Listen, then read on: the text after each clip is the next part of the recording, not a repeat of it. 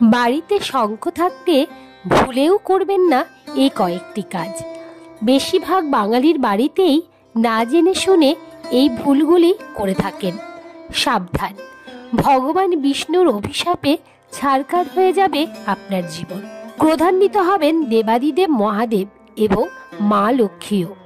চলুন জেনে নিই বাড়িতে শঙ্খ রাখলে কোন কোন কাজগুলি ভুলেও করা উচিত নয়।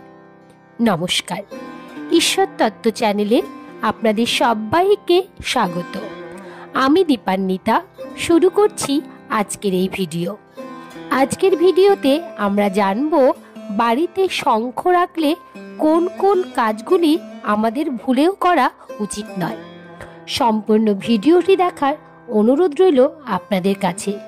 আশা করছি ভিডিওটি আপনাদের সমৃদ্ধ করবে। চলুন তাহলে শুরু করা যাক আজকের এই ভিডিও। হিন্দু ধর্ম এবং সংস্কৃতির অবিচ্ছেদ্য অঙ্গ হল শঙ্খ। শাস্ত্রমতে পূজা করার আগে ও পরে শঙ্খ বাজালে এক ধরনের তরঙ্গ নিঃসৃত হয়, যা অশুভ শক্তিকে দূরে রাখে। বাড়িতে শঙ্খ বাজালে কুদৃষ্টি ও কালো জাদুর প্রভাব কেটে যায়। বাড়িতে সুখ সমৃদ্ধিতে ভরে ওঠে। বৈদিক মতে সাধারণত দুই ধরনের শঙ্খ পাওয়া যায়। এর মধ্যে একটি বাজানোর কাজে এবং অপরটি পুজোর কাজে ব্যবহৃত হয়। নিয়মিত শঙ্খ বাজালে যেমন বাড়ির পরিবেশ শুদ্ধ থাকে, ঠিক তেমনভাবেই যিনি বাজাচ্ছেন তার হাতের অসুখ হয় না। তবে বাড়িতে শঙ্খ রাখলে কিছু নিয়ম মেনে চলা উচিত, নয়তো অশুভ প্রভাব সৃষ্টি হতে পারে। চলুন তবে জেনে নেওয়া যাক বাড়িতে শঙ্খ রাখলে কি কি নিয়ম মেনে চলতে হবে। 1. মেঝের উপর শঙ্খ রাখবেন না। যেহেতু বিষ্ণুর সাথে শঙ্খ সম্পর্কিত, তাই কখনো শঙ্খ মেঝের উপর রাখবেন না। শঙ্খ রাখার জন্য স্ট্যান্ড রাখতে পারেন। যদি না থাকে সেক্ষেত্রে কোনো পিতলের জিনিস ব্যবহার করুন। 2. শঙ্খের মুখ রাখুন ঠাকুরের দিকে। শঙ্খের মুখ রাখুন দেবতাদের দিকে। শঙ্খের মুখ দেবতাদের দিকে রাখলে তবেই বাড়িতে পজিটিভ শক্তির বিকাশ ঘটে। শঙ্খের যে অংশটি সূচালো থাকে সেটিকে শঙ্খের মুখ বলা হয়।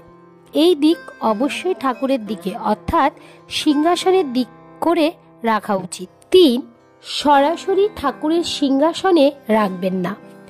পুজোর কাজে যে শঙ্খ আপনি ব্যবহার করে থাকেন তাকে বাজার থেকে কিনে এনে সরাসরি ঠাকুরের সিংহাসনে রাখবেন না।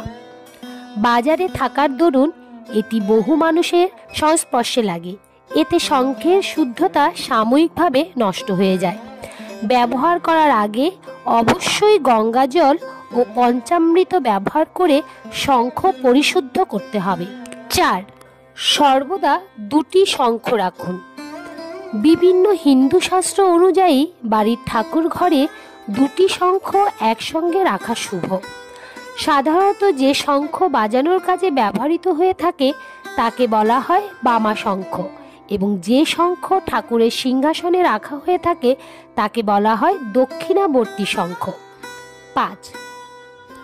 বাজানো শঙ্খ ও পুজোর শঙ্খ আলাদা করুন। পুজো করার সময় দুরকম শঙ্খ ব্যবহার করা হয়। একটি শঙ্খ বাজানো হয় এবং আরেকটি ঠাকুরকে জল দেওয়ার কাজে ব্যবহৃত হয়। যে শঙ্খ বাজানো হয় সেই শঙ্খ দিয়ে জল দেওয়া উচিত নয়, কারণ আমরা যখন শঙ্খ মুখ দিয়ে বাজাই তখন মুখের সংস্পর্শে শঙ্খ শুদ্ধ থাকে না। 6. ভুলেও বাড়িতে শঙ্খানি রাখবেন না। শঙ্খ দু প্রকার হয়, পুরুষ শঙ্খ ও মহিলা শঙ্খ। পুরুষ শঙ্খ পুজোর কাজে লাগে, কিন্তু মহিলা শঙ্খ বাড়িতে রাখলে অমঙ্গল হয়। বাড়িতে দুঃখ, দুর্দশা, দারিদ্রতা, নেগেটিভ এনার্জি বাসা বাঁধে, তাই ভুলেও বাড়িতে শঙ্খানি রাখবেন না। 7. ভুলেও শিব পুজোয় শঙ্খ ব্যবহার করবেন না। শিব পুরাণে দম্ভের পুত্র শঙ্খচূড়ের বর্ণনা পাওয়া যায়। শক্তির জোরে ত্রিলোকের অধীশ্বর হয়ে ওঠেন শঙ্খচূড়। তারপরে শঙ্খচূড় সাধু সন্তদের সাথে করতে থাকেন অকথ্য অত্যাচার। এই সময় সাধু সন্তদের প্রাণ রক্ষা করতে শঙ্খচূড়কে বধ করেন মহাদেব। তার হাড় দিয়ে শঙ্খ তৈরি করেন বিষ্ণু। এর কারণে বিষ্ণু ও অন্যান্য দেবী দেবতাদের পুজোয় শঙ্খ দিয়ে জল দেওয়া হলেও ভগবান শিবের পুজোয় শঙ্খর ব্যবহার নিষিদ্ধ। এবার চলুন জেনে নিই শঙ্খ কেন 3 বার বাজানো হয়। শঙ্খ প্রতিটি হিন্দু বাঙালির বাড়িতে থাকে, যার প্রয়োজনীয়তার কথা আর ব্যাখ্যা করে বলার প্রয়োজন নেই। প্রতিটা বাঙালির বাড়িতে সকাল ও সন্ধেয় শঙ্খ বাজানো একটা রীতি রয়েছে। শঙ্খ কিন্তু 3 বার বাজানো হয়, 3 বারের বেশি বাজানো হয় না। কিন্তু জানেন কি শঙ্খ কেন 3 বার বাজানো হয়? 3 বারের বেশি কেন শঙ্খ বাজানো যায় না?